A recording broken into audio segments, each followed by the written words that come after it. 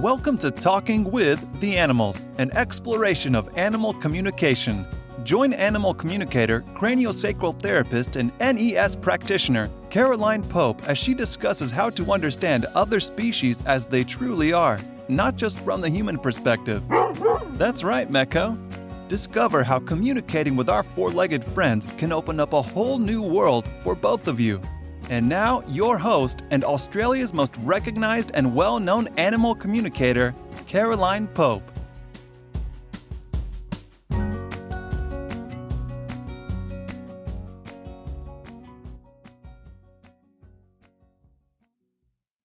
And welcome to Talking with the Animals, a podcast about all things animal communication. I'm your host, Caroline Pope. In today's podcast, I'd like to cover probably the most misunderstood thing about animal communication, and that is the species differences. Because we're human, we tend to assume when we communicate with animals that they'll understand us in the way we think we understand them. That is, as a human.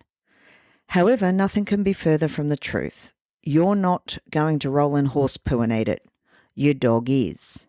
He's not going to jump on a podcast. You are. Species difference. As one of my cats once said to me, "Murdering birdies is good for my stress levels. You should try it sometime." Well, murdering birdies wasn't exactly going to do anything for my stress levels, and drinking coffee wasn't going to do anything for the cat. Again, species difference. And this is something we need to consider with every animal. A cat and a dog are both predators. They're both carnivores. A horse and a rabbit are both herbivores. But they're all completely different species. Yes, the animals understand emotion. They feel emotion. Absolutely the same as we do. They feel grief, they feel joy, they feel the whole range of emotions. But they do it through their own species parameters. And unfortunately, as humans, we tend to overlook this, particularly with the pace of modern life. The amount of times I'm told a horse is bad or is just being naughty. No animal will ever make life more difficult for itself than it needs to be, in exactly the same way humans don't. You're either miscommunicating what you want, the animal doesn't understand, or very often, particularly in the case of horses, it's pain. But it's much, much easier for most people to blame the horse or the dog or the cat or whatever it is than actually stop and think, where am I going wrong? Why is my animal doing this? This isn't making life easy for myself or my animal. Where am I going wrong? A lot of horses have stomach problems, particularly those that are stabled. So many people will say, "Oh, my horse is a bad horse. When I go to girth it up, it bites." Well, it's got stomach ulcers. The way people ride horses, most ridden horses now, sadly, are pretty much finished their working life before they're 12. Go back 50 or 100 years when we were looking at using them long term, you were still often riding at 20 and 25. But the way we treated them, the way we looked after them, it was different. We also made time. We were realistic about our expectations. These days, many people expect to jump on a horse once or twice a week and then do really well in dressage, which to the non-equine is the equivalent of gymnastics. Just doesn't work that way comfortably. Yes, the horse may be able to do it for a little while, but at the body's expense. Then, of course, people go, "Oh, he's broken down or he's no good anymore. I'll offload him and get another." And they'll go through a horse every couple of years rather than stopping, looking, assessing where they're going wrong and changing their riding style or their husbandry style or both according to the needs of the horse. Probably one of the biggest things that's come up in the last 12 months is COVID puppies, as many people call them. lots and lots of people decided that being in lockdown was a perfect time to get a dog. And yes, it certainly has benefits. In Melbourne, you couldn't buy a puppy. There just weren't any available. You couldn't even get a dog out of a shelter. Once lockdown finished, all the dogs are being dumped again. Now, the dog hasn't changed. Dogs are very good at being dogs. They excel at it, in fact. Now, you're at home, you're having a lovely time, you're with your dog 23 out of 24 hours. The dog learns that this is the normal routine. Everybody's happy. Then you get out of lockdown. All of a sudden, you're back at work. You're leaving early in the morning. You're getting home late at night. You haven't been out of the house either, so you're mentally exhausted after a day in the office. And you probably want to catch up with friends, seeing you haven't been able to do that either. The dog doesn't cope with a change in routine, and people then surrender them back to the shelter and say it's a bad dog. No, the dog is exactly the same as it was 3 weeks ago. You have changed. You are different. And your dog is now paying the penalty for your stupidity. And unfortunately, I've seen this a lot. Our expectations of what we consider normal with dogs, cats, or horses. Take, for example, a dog. Now, you have a little dog that goes meh, meh, meh, meh, meh, and rushes towards a big dog in the park or on a lead, and everyone thinks it's cute or it's funny because it's under 5 kilo. You can pick it up under one arm and take it away. No one thinks anything much of it. You get an 80 kilo Anatolian or a Great Dane or a Sarplaninac doing the same thing, rushing at someone and barking and growling, and people are, oh, put it down, it's a dangerous dog. The behaviour is identical.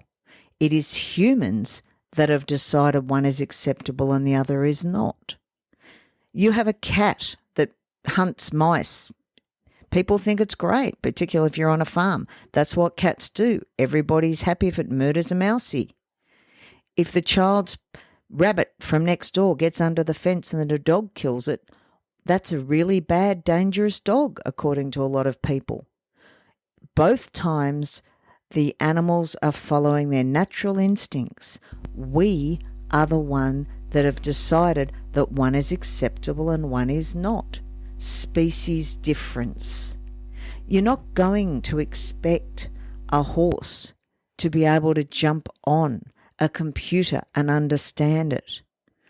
You're not going to expect a cat to. So why should you expect them to understand instantly what you mean? And people will say to me, oh, but you can tell them this or that. Yes, you can. But even when you're using telepathics, people aren't always clear. They'll say to you, oh, I call a dog and I ask him to come. And they may well verbally say, Fido, come. But while they're calling him, mentally they're expecting Fido to bugger off because I've just suddenly seen a rabbit. So they expect him to go after the rabbit or another dog. Or they think Fido will probably much rather go and swim in the dam rather than coming to them. Fido picks up on what the mental projection is as well or more than the words. So, of course, Fido thinks, you want me to go and chase that rabbit? Woohoo, I'll do that. Swim in the dam? Sounds great. I love that green slime on the top. And then the dog will do so. And then the human gets frustrated and blames the dog without realizing why it's happening. I remember when I very first started teaching animal communication, the dog I had at the time, Tuvok, he really helped a lot. And he said to me, start with yes-no questions, and I'll either give them a yes or a no to the students. Fabulous. Thank you so much. Let's do it. So one of the very first ones we did, the woman asked Tuvok, do I like the colour green? Yes or no?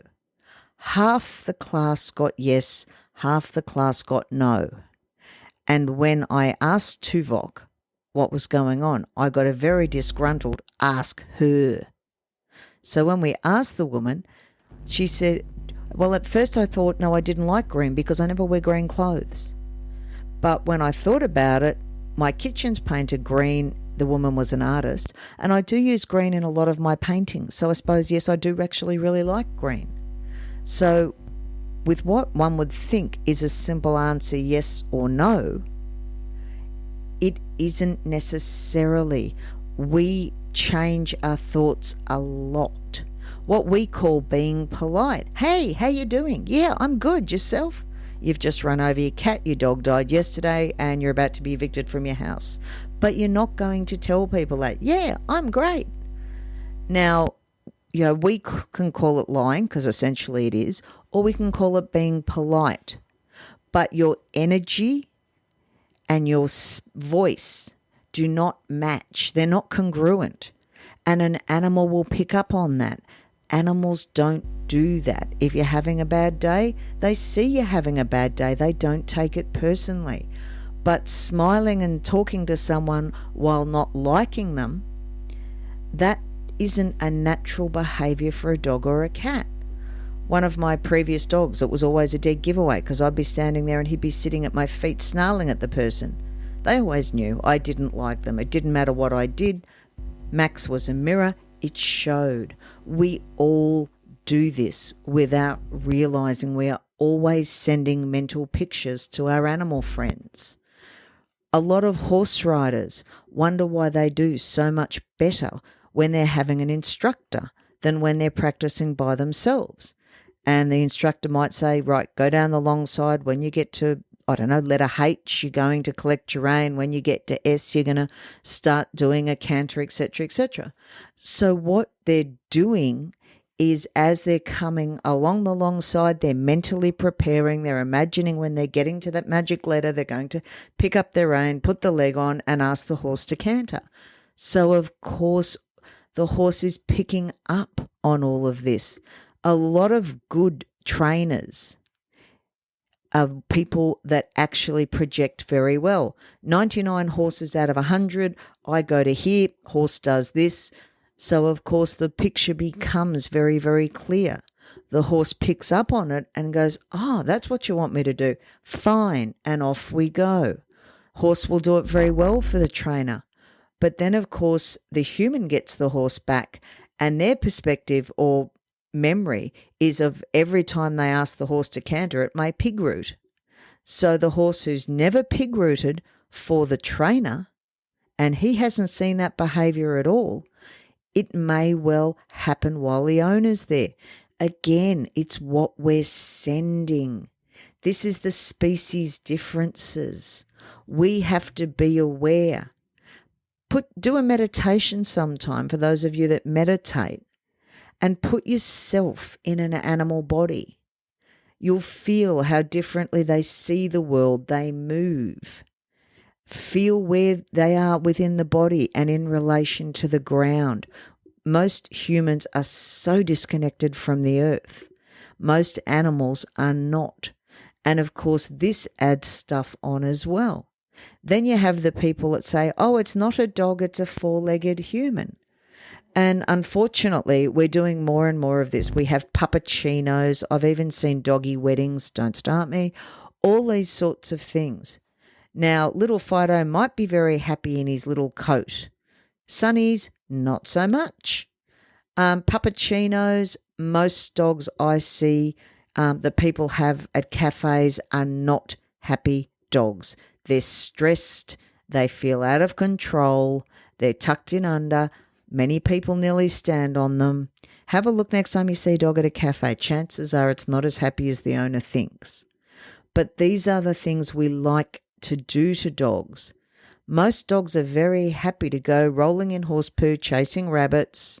I'm not saying chasing rabbits in stock is a good thing, but it's a natural canine behaviour. But because, particularly with inner city living, we do this to our dogs and people have this completely unrealistic expectation. Go to a dog park and observe the dog's language. Most dogs there are not happy. A lot of what people consider play is not actual happy, relaxed play. People talk about dogs sorting it out in the wild. Generally, one wolf pack is 50 square mile, not kilometres for those in England and Australia and all the rest of that, mile. So that's generally in heavily populated suburbs. That can be 4 or 5 suburbs. Within one suburb, you'll often get 20 to 30,000 dogs, and 15 or 20 of those may be in a very small off-leash dog park at any given time. It goes into sensory overload. We cope because it's our expectations, but it may not be the animals. Also, too, one of the underrated and overlooked things with domesticated dogs and cats that live inside is the EMFs, electromagnetic frequencies. I have seen these create massive behavioural and physical problems with dogs, including one of my own. And again, what a lot of people think of as behavioural, and what I thought of with my dog as behavioural, was actually an intolerance to EMF. When we put the filters in, it was literally like turning a switch on and off. The behaviour changed instantly. It was a really, really big learning curve for me, and one that now I do tend to keep a close eye on when you look at dogs and cats, particularly cats that like to sit on modems. They're kind of like nice little kitty electric blankets in the middle of winter. These can affect your cats and behaviour. And again, this is a species difference. We're smaller. The cats are smaller than we are. We need Wi-Fi. That is the reality in today's world. But the cats don't see it as Wi-Fi. The cats see it as a nice little electric blanket and may not make the association with some of the problems that can come with it. My cats and dogs love me swearing at my computer. I remember one of my dogs once left a bone outside, and I said to her, "Why on earth are you leaving that outside?" Because she was bone mad. And apparently it was much more interesting watching me get worked up and swear at an inanimate object, i.e. the computer that wasn't doing as it was told, than to eat her bone. Now, for those of us that work, a computer that's not doing its job can be very stressful. For a dog, all you're doing is getting yourself worked up over a piece of essential plastic with a few electric wires. Again, this is a species difference. We need to keep these in understanding when we're working with the species. Walking into a room, making eye contact with a dog. As humans, if I'm in your house and I'm talking to you and I'm looking out the window and I'm not making any eye contact at all, you're going to think I'm rude, because in the Western world, we consider the importance of eye contact. Walking into a room and making eye contact with a dog is acknowledging the dog as pack leader.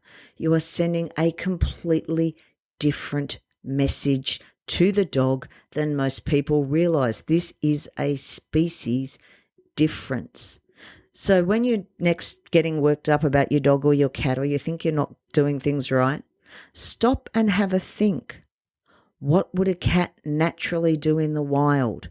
Yes, I know they're in lovely dens for dogs and great areas for cats, and they don't have the predators, and they have well-trained humans and meals that come to them and all the rest of that.